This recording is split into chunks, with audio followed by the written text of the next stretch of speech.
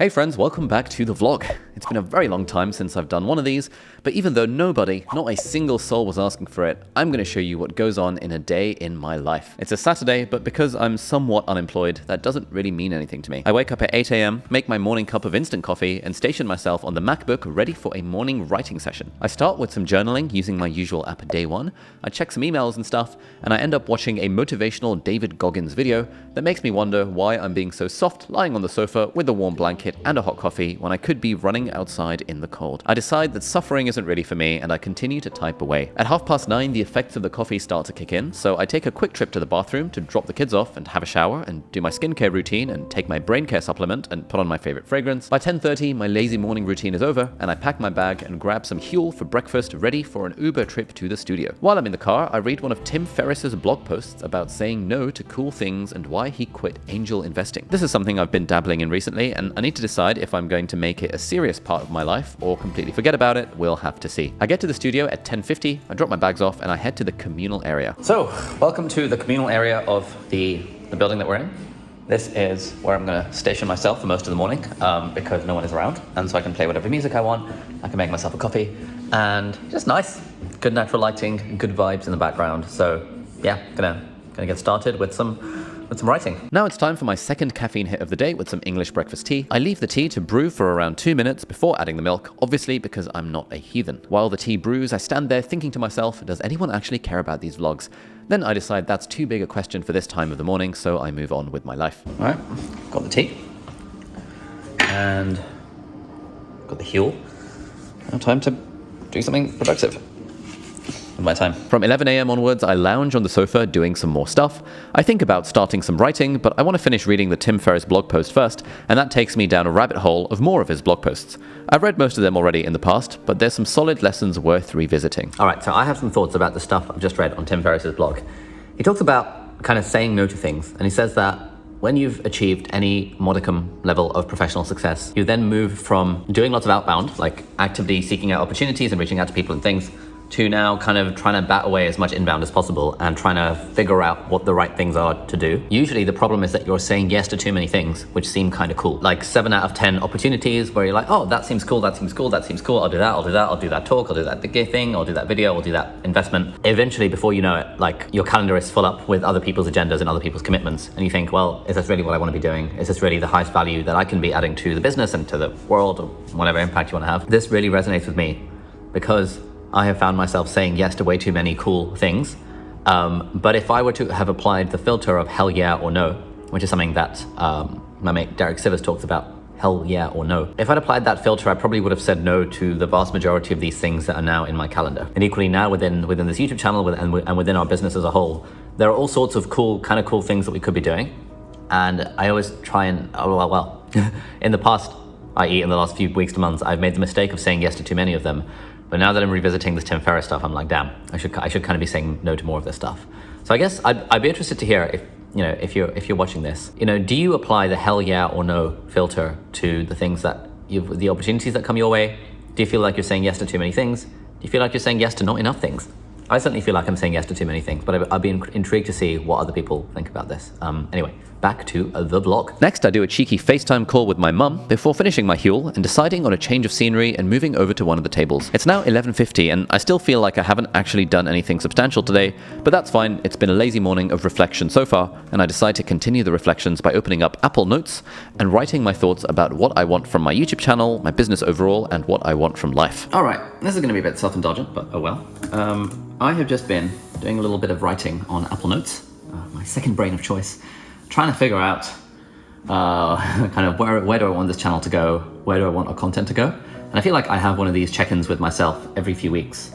But I think this is the first time in a while where I've actually sat down to think about it without having like, I don't know, a meeting scheduled or something else that I quite have to do. I'm giving myself a cringe pass when it comes to this sort of stuff because it's very hard to sincerely answer the question of like, what do I want, where do I want the business to go, without sounding a little bit cringeworthy. I think the aim of our business is to help people live their best life through creating inspiring educational content. And really the vibe that I want to give across in the content and for all the things that we do in the business is we have the vibe of being a guide, not a guru. Or the other way of thinking about it would be like a fellow traveler along the same path as the audience. I don't want it to sound like I have the answers and I'm telling you the answers. What I want it to sound like, which is true, is that, hey, I'm interested in living a happy, fulfilled life, trying to live my best life. I think broadly that correlates with 4 pillars. Those pillars are health, wealth, love, and happiness. And within those 4 pillars, I am keen to explore what other people have said, what other people have written, my own thoughts, other people's thoughts on how we can kind of live a good life. I want to kind of like for me, I want to enjoy the journey. I want to have fun. I want to kind of do work that I think is interesting, do work that I'm passionate about, although passionate is a weird word. Basically, I want to live my life kind of thinking journey before destination, i.e. it's not really about trying to hit some arbitrary goal. It is actually more about enjoying the journey on the way to getting there, because the journey is all that we have at the end of the day. I do want to be financially free. I think part of living our best life is not having to worry about money too much. I wonder if it's fair to say that I want to get to a point with my job, the thing that I do for work, where if I won the lottery, it would not change very much about the work that I do. And if I won the lottery and it would significantly change the work that I do, then maybe, does that mean that I am maybe I'm doing the wrong thing? I don't know if that's fair. If that's fair to say. If I won the lottery, if I didn't have to worry about money at all, I would still do stuff like this. But I wouldn't care about the numbers, and I wouldn't care about making paid courses, because I don't really care about paid courses. The only point about paid courses is to fund the business that makes the free content. So anyway, that's that aside. I want to not have to worry about too much about making money to support myself and my family. I want to learn cool things, read about interesting topics, and then document my findings for people who care. I want to write books that help people live their best life. I want to make videos and do podcasts, etc., that help people live their best life. It's a lot of repetition here. I think what would be really cool is when people see or read or listen to or watch my stuff, I want them to be inspired to follow their dreams, to be more productive or whatever, if that's meaningful to them, to be more intentional about the way that they're living. Because, again, not because I have the answers, but because I'm trying to do this myself and explore and document along the way. And if the things that I'm documenting are helping at least one person to maybe think in those ways as well, then that seems kind of cool. And then I was kind of writing down a little bit about what my kind of dream world looks like as it relates to kind of the business and this YouTube channel and stuff. And I've written that in a dream world, I wouldn't give a toss about numbers. I'd upload a video that I think is authentic and would be useful or interesting to at least one person watching it. And I would forget about how many views or likes or comments it's getting. I wouldn't care about that kind of stuff at all. I'd make content I want to make rather than being confined to topics because I think they'll do well on the numbers front. The business would not rely on the YouTube channel continuing to hit numbers. The business would be a sort of lifestyle business. We're not trying to be huge. We're just trying to be sufficiently profitable while having fun and helping people along the way. And I think in an ideal world, I would want everyone I work with to be in person, I think. At the moment, we have a bunch of kind of remote people, and I'm not saying I want to fire those remote people because they're remote, but I think overall, from now on, the hires we make in the team and the people I want to work with, I want that to be in person because I get a lot of energy out of in-person interaction and I lose a lot of energy on Zoom interaction broadly. Yeah, we'd hang out as a team and do brainstorming and collaborative stuff. The team would enjoy their work and get on with their colleagues, and they'd feel like we're making a difference. But they would appreciate that this is just a job at the end of the day. We don't want the business to take over someone's life to the point that they're not living their own best life. I think it is worth thinking about this sometimes. And I do this occasionally where I think about if I could design my life however I wanted, what would that look like? And usually it's not absurd things like I'd have a yacht and I'd live in, I don't know, Monaco or whatever. It's usually mostly things like, my calendar would be within my control. I wouldn't have meetings if I didn't think they were useful. I wouldn't feel like I have to make content because it's going to do well in the numbers. I wouldn't feel depressed if a video comes out and it doesn't perform well. I wouldn't feel bad if there are some comments on the video saying, oh, this is not very good content. As long as we're continuing to get comments from people being like, oh, this is actually really helpful and this helped me in my life in these different ways. And I think I'd like our content to be the sort where, if something would help at least one person, then we'd put it out. Whereas I think as we chase the YouTube hamster wheel, trying to appease the algorithm, trying to get more and more numbers, trying to grow, it's very easy to then go down the, clickbait route, go down the route of this is a topic that I think would do well. Let's just do another video, 10 productivity hacks. Even though a video about 10 productivity hacks isn't necessarily the video that I want to be making. But if I know that, the video will do well, then it sort of encourages me to make the thing. So that's something I'm trying to get better at doing, where it's making videos that feel authentic and interesting to me, that I think would be helpful to at least one person, rather than worrying about the numbers very much at all. So just some random thoughts on this. I'm going to keep on kind of journaling about this because I think it's useful. And yeah, it's nice. It's nice to have the space. So that's my ramble. Back to the vlog. After a bit more typing and scrolling, I decide to continue to overshare while we're on a roll. As I've been thinking about what I want from life over the last kind of half an hour, I think it is basically the numbers. Whether it's views or revenue or profit or like whatever, subscriber count, follower growth, etc. Caring about the numbers is the thing that adds like stress/anxiety to my life. So I wrote down in this note document, what if I genuinely stopped caring about the numbers? Like genuinely, like what if I actually completely stopped caring about the numbers? That would be very liberating. And then I remembered that Tim Ferriss has a fear setting exercise. And I've never really done this seriously before, but I just Googled Tim Ferriss fear setting exercise and I found this blog post here. This blog post, fear setting, the most valuable exercise I do every month. And then there's this story of this lawyer who did this adventure thing. For nearly 5 years, he'd faced his alarm clock with the same dread. Do I have to do this for another 40 to 45 years? He once slept under his desk at the office after punishing a half-done project, only to wake up and continue on it the next morning. Strike number 3 came the day before he left for his Brazilian vacation.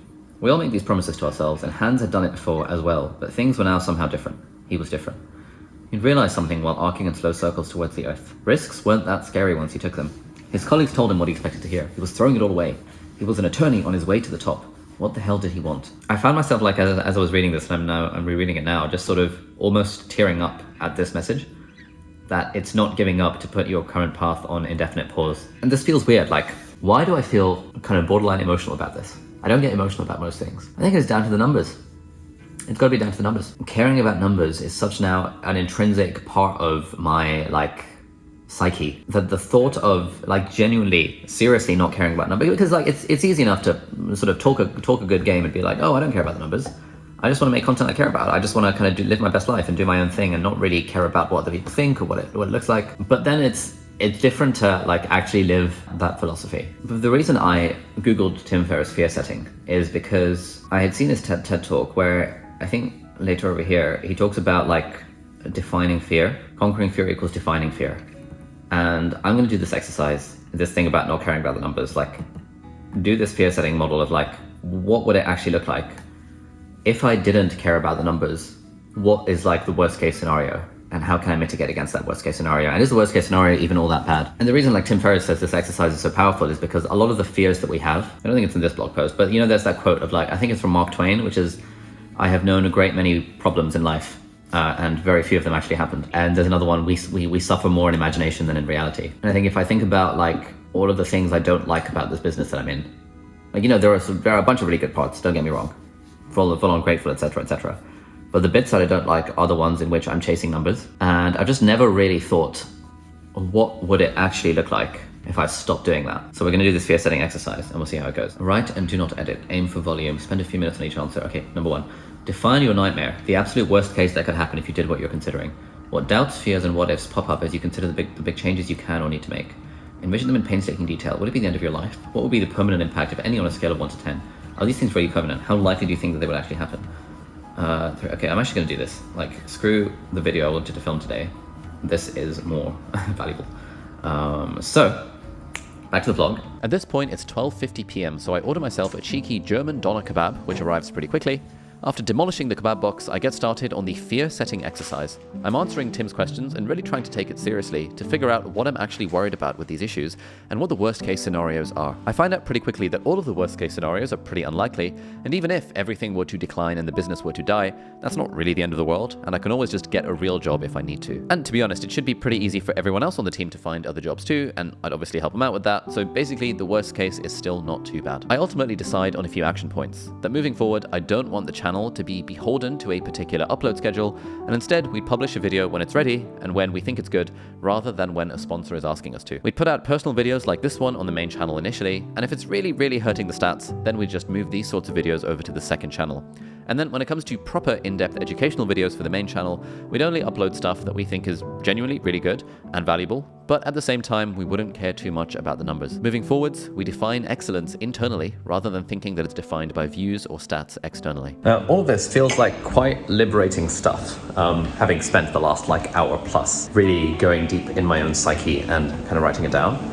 It all feels very liberating, and it's kind of nice because maybe it's kind of obvious, but it just wasn't quite obvious to me that kind of some of the issues that I've had with the channel, i.e. putting out content that I'm not 100% proud of, can broadly be traced back to the fact that I'm still trying to hit this one sort of 2 videos a week upload schedule. And the 2 video a week upload schedule is fairly arbitrary. I kind of decided it randomly about a year ago. Yep, 2 videos a week, cool, let's do that. And there's really no need for it. Like, I don't think anyone is crying out for more content, and I would rather, in a dream world, be making fewer videos that I'm actually proud of, rather than feeling like I have to churn content out and scrape the bottom of the barrel for ideas just to hit this two videos a week upload schedule. And then we're thinking, okay, what if we drop down to 1 video a week? But I think even that is problematic, because I think in the early days of starting a YouTube channel, yes, it makes sense to stick to a schedule and stick to consistency and stuff when you're kind of getting into the swing of learning how to make videos.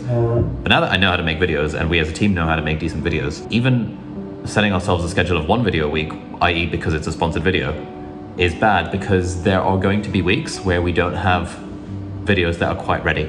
And if we publish a video that's not quite ready, that we don't feel proud of, then it just doesn't feel good. Maybe it does well for the sponsor, maybe it makes sponsorship money, but it doesn't feel good. And given that, I've been asking myself what I want from this business at the end of the day, and I can do what I want broadly, which I have to keep reminding myself of. I can optimize for the things that feel good, i.e. publishing only when I feel a video is truly excellent, or if it's like a vlog like this one, just doing it anyway, because I think like vlogs and this sort of community content is very different to like a main proper educational type video. And if I'm sitting down talking to the camera and doing an educational type video, I want it to be really freaking good before I publish it. So yeah, gonna chat to Agency Standard, who are very nice, and say, hey, can we pare down the sponsored video schedule? Then while I'm in the process of finding myself, my phone runs out of battery, so I stick it on charge, and I spend some more time replying to Twitter replies, and then watching some Impact Theory episodes with Ramit Sethi where he talks about money. Not quite sure how I got on this episode, but it was in my suggested feed and I started watching it, and it was some really good stuff. Then from 3 p.m. onwards, I decided to work on a video about the book How to Not Die Alone, which I read a few months ago and genuinely changed the way I approach my love life. At 4 p.m, I get into a taxi via Free Now because Uber didn't have any cars available, and head over to Fulham, where my friend Cliff has kindly invited me for a gym session. I say hello and get a tour of their ridiculously amazing living and working setup. My name is Cliff Weissman. I'm the CEO of a company called Speechify, and Ali and I became what I call pandemic friends. We met during one of your deep dives. It was, yeah. And long conversation. Having long conversations from there. So can you give us a tour of the place? And this is our first time meeting in person. Ali is a lot taller than you actually think. Sure, so this is my house in London. We're living here for the next 3 months. As a team, we flip location every 3 to 6 months. And so in the beginning of the year, we were 18 people working on Speechify. We're now 76. So we've got engineers that now work with us in 15 different countries. And so when we first met, we were living in LA. We lived for a little bit in SF, then we just finished up Florida, and we're now here for the next little bit. Amazing. And so we've got a really nice open floor plan. We've got about 7 people who live in the rooms upstairs, so I'll show you that in a second. Then we head over to the gym, and I can't take my jaw off the floor. My God.